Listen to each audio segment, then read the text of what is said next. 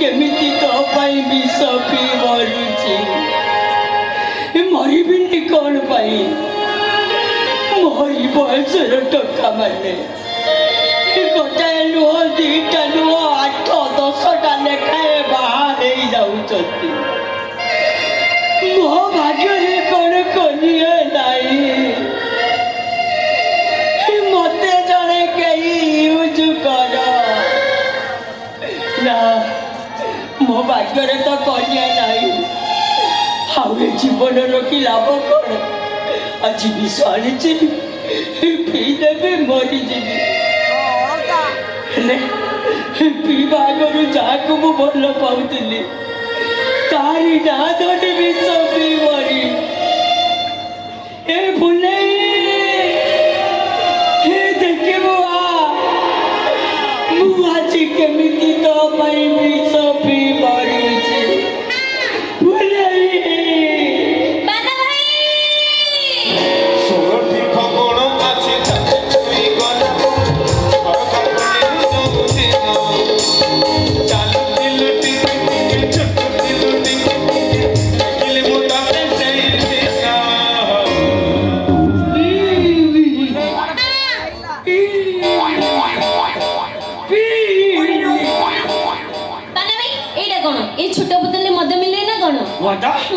কৌটা মদ? এইটা মদ? বে মদ নুহবে, এইটা হচ্ছে বিষ। আই মিন প্রয়োজন। ফটাফট পিবি, সটা সট হরিবি, তারপরে পুলিশ আসিব, তোতে আরেস্ট করিব, তু জেল ভিতরকু ଯିବୁ। ମୁଁ ତାପରେ ଜେଲ ଭିତରେ ଭୂତ ହେଇ ବସି ତତେ ରେପ୍ କରିବି।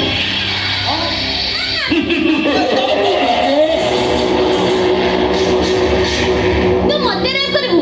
ଏ ଜନ୍ମରେ ବି ନୁହଁ। କ'ଣ ଏ ଜନ୍ମରେ ନୁହଁ? ନା ନ ହଉ ବେ।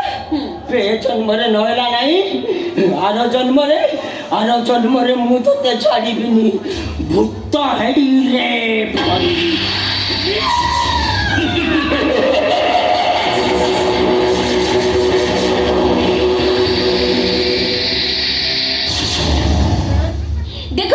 ଦେଖୁଛୁ ଏ ବେକର ଡେଉରିଆକୁ? ଭୂତ ମୋର କେହି କିଛି କରିବେନି। ଡେଉରିଆ ରଖିଛୁ? କାରଣ ସେମାନେ ଦେଖିଲେ ମତେ ଡରିବେ। କିଏ ଡରିବ? ଭୂତ ଦେଖିଲେ ତତେ ଡରିବେ? ଆଉ ଭୂତ ପ୍ରେସିଡେଣ୍ଟକୁ ଚିହ୍ନିଛୁ? ସେ କିଏ? ଜାଣିନି ବେ। ଭୂତ ପ୍ରେସିଡେଣ୍ଟକୁ ଗୋଟାଏ ଫୋନ ମାରିଲା ମାନେ ଗୋଟାଏ ନୁହଁ, ଦୁଇଟା ନୁହଁ, 4,02,000 ଭୂତ ପଠେଇବ। ଗୋଟାଏ ଭୂତ ଅଷ୍ଟ୍ରେଲିଆରୁ ଆସିବ, ଆଉ ଗୋଟାଏ ଭୂତ ରୁଷିଆରୁ ଆସିବ। ତତେ ଅଷ୍ଟ୍ରେଲିଆ ବାଲା ରେପ୍ କରିବ। ଯଦି ବା ଭୂତ ତତେ ଡରିବେ, ପୋଲିସ ତ ତତେ ଡରିବ ନା। ଏଇ ଦେଖ, ବିଷ ଆଣିଛି, ପିଇବି, ମରିବି। ତୁ ମରୁନୁ। ପୋଲିସ ମତେ ଆରେଷ୍ଟ କଲେ ବଳେ ଛାଡ଼ିଦବନି। ଛାଡ଼ିଦବ? ପୋଲିସ ଛାଡ଼ିଦବ? ତ ମନକୁ ଛାଡ଼ିଦବ ନା। ଯଦି ବି ପୋଲିସ ତତେ ଛାଡ଼ିଦବ, ହେଲେ ଜାଣିନୁ ତତେ ରାତିରେ ଥାନାରେ ରଖିବେ। ଖାଇବାକୁ ଦବ। ଦେଖିଛୁ ସେ ସାହୁ ବାବୁର ଚେହେରାଟାକୁ ଦେଖିଛୁ? ବାବା ଲୋ, ମହିଷାସୁର ଭଳିଆ ଚେହେରା ପାଇଛି।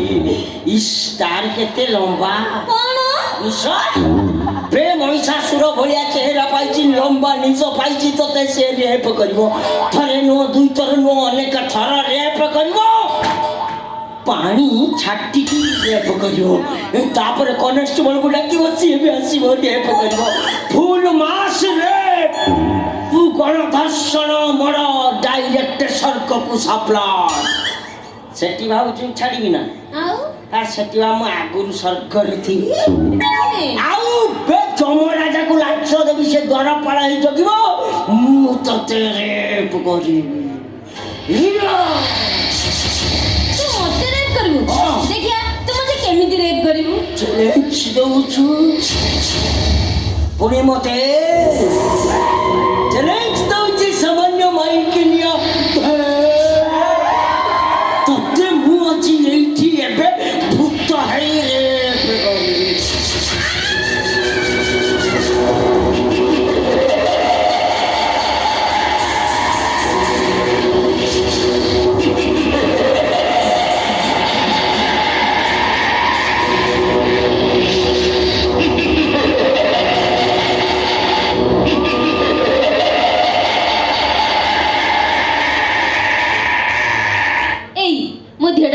ଝିମ୍ ହେଇଯାଉଛି।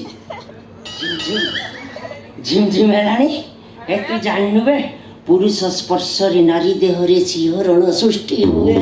ଏ ଭୁଲି ଆଉ ଟିକେ ଲାଗିବ ବେ। ଏଇ କାଳେ କିଏ ଦେଖିଦବ। ଉଫ୍, କୋଉ ଶଳା ଦେଖିବ ବେ? ତୁ ଗୋଟେ କାମ କରିବା ଚାଲ, ତୁ ଆଖି ବନ୍ଦ କରିଦେ, ମୁଁ ଆଖି ବନ୍ଦ କରିଦେବି, କୋଉ ଶଳା ଆଉ ଦେଖିପାରିବିନି।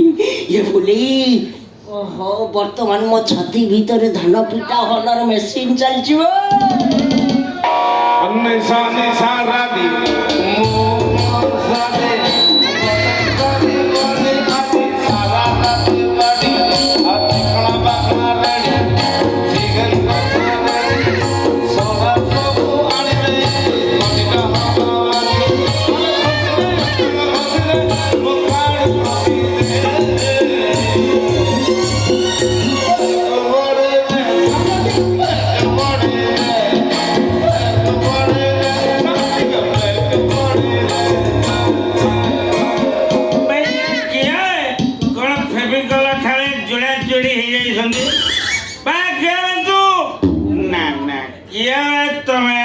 ତୁ ଶଳା ଟିକିଏ କହନି, ଟାଇମ ଜ୍ଞାନ ନାହିଁ, ବେଡ୍ ଟାଇମରେ ଆସିକି ଡିଷ୍ଟର୍ବ କରୁଛୁ।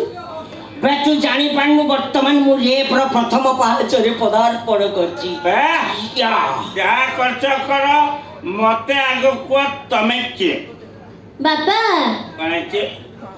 ଆମେ ତମ ଧର୍ମ ଝିଅ ଜୋଇଁ ବାପା। ମୋର ମୂଳରୁ ଝିଅ ନାହିଁ, ଇଏ କହୁଛି ମୋ ଝିଅ। ଓହୋ, ଧର୍ମରେ କହୁଛୁ, ଚଳେଇ ଦବା। ଏଇ ତମେ ଯାହା ଖର୍ଚ୍ଚ କର, ଟିକେ ରାସ୍ତାରୁ ଭାଇ, ଏଇଟା ରାସ୍ତା ନା ଘର ବି? ଓହୋ, ଏଇଟା ଘର ଧରମ ବାପା, ଏଇଟା ହଉଛି ଆମ ବାସର ଘର। ଆମେ ସ୍ୱାମୀ ସ୍ତ୍ରୀ 2 ଜଣ ହନିମୁନ କରୁଛୁ। ତମେ ହନିମୁନ କରୁଛ? ହଁ, ତମେ ଯାହା କଥା ଶୁଣ, ମୁଁ ଆଖି ବୁଝି ଦଉଛି, ତମେ ବି ଆଖି ବୁଝି ହନିମୁନ କରିଦିଅ। ମୁଁ ତମକୁ ଏଇ ଜଗିଲେ, କାମ ସାଙ୍ଗ ହେଇକି ଯିବା। ଏଇ ବୁଢା ହେଇକି ଜଗିଲେ ତା ଦେଖିଲେ ମୁଁ ଇଜ୍ଜତ ଦବ ନା କଣ? ନା, ଇଏ ଶଳା ବୁଢା କିଛି କରେଇ ଦବନି ଆଉ। ତାକୁ ତ ନିଶା ହେଇଯାଇଛି, ସେ ରାସ୍ତା କଣ ଘର କଣ କିଛି ଜାଣିପାରୁନି। ହଉ, ତୁ ଯଦି କହୁଛୁ ଗୋଟେ କାମ କରିବା, ମୋ ସାର୍ଟକୁ ଖୋଲି ତା ମୁହଁ ଉପରେ ପକେଇଦେବି, ସେ ଜାଣିପାରିବନି। ତାପରେ ଫଟାଫଟ କାମ ସାରିବା।